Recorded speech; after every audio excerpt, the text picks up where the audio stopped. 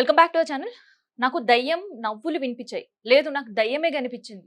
అర్ధరాత్రి ఒక వింత ఏడుపులు, గాజుల సప్పుళ్ళు ఇవన్నీ కూడా హాస్టల్ పిల్లలకి వినిపించాయంట. సో దీంతో ఏకంగా హాస్టలే ఖాళీ చేసి అక్కడి నుంచి విద్యార్థులు వెళ్ళిపోతున్నారు. నిజంగా పిల్లల్ని భయపెట్టించింది ఎవరు? నిజంగా దయ్యాలుంటాయా? లేదంటే ఉన్నాయని క్రియేట్ చేశారా? లేదంటే ఆ విలువైన భూమి కోసం ఇట్లాంటి వింత శబ్దాలు వస్తున్నాయని ఒక ప్రచారం చేసిండ్రా? ఇంతకీ ఆ ఘటన ఎక్కడ జరిగింది? అధికారులు ఏం చర్యలు తీసుకున్నారు? మళ్ళీ పిల్లలు వెనక్కొచ్చారా హాస్టల్ నుంచి? ఇట్లాంటి విషయాలన్నీ కూడా ఈ వీడియోలో మాట్లాడదాం. ముందుగా ఛానల్‌ని సబ్స్క్రైబ్ చేసుకోండి. అండ్ ఈ ఘటన ఎక్కడ జరిగిందో కూడా నేను చెప్తాను. సో మహారాష్ట్రలోని అమరావతి అనే ఒక ప్లేస్‌లో ప్రభుత్వ హాస్టల్ ఉంది. సో ప్రభుత్వ హాస్టల్‌లో అక్కడ ఇద్దరు ఆడపిల్లలు, మగపిల్లలు కలిపి 600 మంది విద్యార్థులు ఉంటున్న ఒక వసతి గృహం అది. అక్కడ నియర్ బై ఎక్కడ కూడా మళ్ళీ ప్రభుత్వ స్కూల్‌లు లేవు.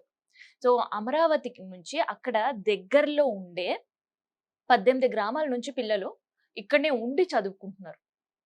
అట్లాంటి ప్లేస్‌లో రాత్రి ఒక వింత శబ్దాలు వినిపిచ్చాయని ఒక పిల్లాడితో స్టార్ట్ అయింది. రెండో రోజు నీకు శబ్దాలు మాత్రమే కాదు, నేను వాష్‌రూమ్‌కెళ్ళినప్పుడు నాకు గజ్జెల శబ్దంతో పాటు ఏడుస్తూ ఎవరో కనిపిచ్చారు. నీడలా ఉంది అని ఇంకొక పిల్లాడు చెప్పాడు. మూడో రోజుకి అది కాస్త నాకెవరో పరిగెడుతూ ఒక నీడ కనిపించిందని ఇంకొక అమ్మాయి చెప్పింది. సో, ఇట్లా రోజుల తరబడి ఒకరితో ఒకరు, ఒకరితో ఒకరు చెప్తూ వెళ్ళేసరికి ఆఖరికి అక్కడ ఒక దయ్యం తిరుగుతుంది అనే పుకార్లు షికార్లయ్యి చుట్టూ చేరాయి. సో, ఈ మో ఈ నోట ఆ నోట విని ఏకంగా గ్రామస్తులకు గూడా ఈ విషయం తెలిసింది. ఇంకేముంది పిల్లల్లో భయం స్టార్ట్ అయింది. ఈ భయంతో కొంతమంది జ్వరం.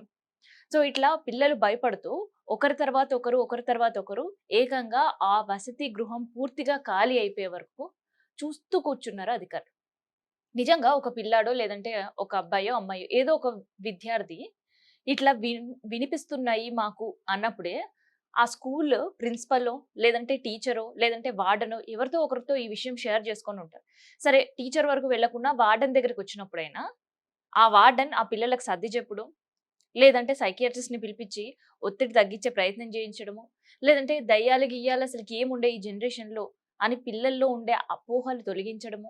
లేదంటే ఆ భయాన్ని పక్కన పెట్టేటట్టు పిల్లల్ని ఎంకరేజ్ చేయడము. ఇట్లాంటివేవో ఒకటి చేయాలి. కానీ చాలా వీటికన్నిటికి భిన్నంగా పిల్లలకి ఏదో తెలిసి తెలియక అపోహతో ఉన్నప్పుడు వాళ్ళు తానా అంటే వీళ్ళు తందానా అనే పరిస్థితి తీసుకొనొచ్చారు. సో, దీనిపైన అధికారులు అంతా అయిపోయిన తర్వాత ఇప్పుడు ఒక కమిటీ వేసిండ్రు.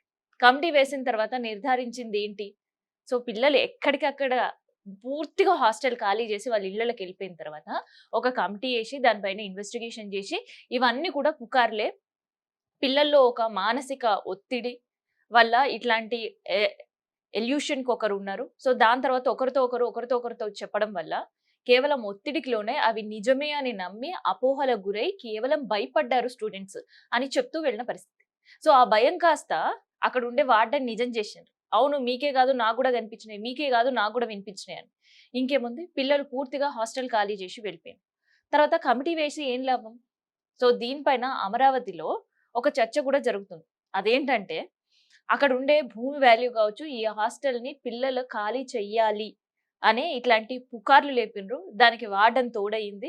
ఆ తర్వాత పూర్తిగా హాస్టల్ భవనం ఖాళీ అయింది. దీన్ని ఇతర అవసరాల కోసం వినియోగించుకోవాలన్న ఆలోచనలో అధికారులు ఉన్నారు అని. కొన్ని సందర్భాల్లో చూస్తే ఒకసారి ఆలోచిస్తే ఇది నిజమేమో అని అనిపిస్తుంది. ఎందుకంటే అసలు దయ్యం పుకారు షికార్లకి అక్కడే ఫుల్ స్టాప్ పెట్టాల్సిన వాళ్ళు దాన్ని అట్లా ప్రొలాంగ్ చేస్తూ పోయారు. పిల్లలు మొత్తం వెళ్ళిపోయే వరకు చూసి వెళ్ళిపోయిన తర్వాత కమిటీలేశారు. సో, కమిటీ ఏయడం కాదు మానసిక నిపుణులు కూడా జరిగిన ఘటనేంది అని కూర్చోబెట్టి చెప్తే సో, ఇది ఒత్తిడి అని మాత్రమే తేల్చి చెప్పిన పరిస్థితి. మళ్ళీ ఈ టీచర్లందరూ కూడా ఆ గ్రామాల్లో ఎళ్లి అట్లాంటివేమీ లేవు అన్నా గూడా తల్లిదండ్రులు పిల్లల్ని పంపించడానికి ఇష్టపడట్లేదు. 600 మంది పిల్లలుండే హాస్టల్‌లో కేవలం ఒక 50 మంది తల్లిదండ్రులు మాత్రమే మళ్ళీ వెనక్కి పిల్లల్ని హాస్టల్‌కి పంపించాలి అనే ఆలోచనలో ఉన్నారంట.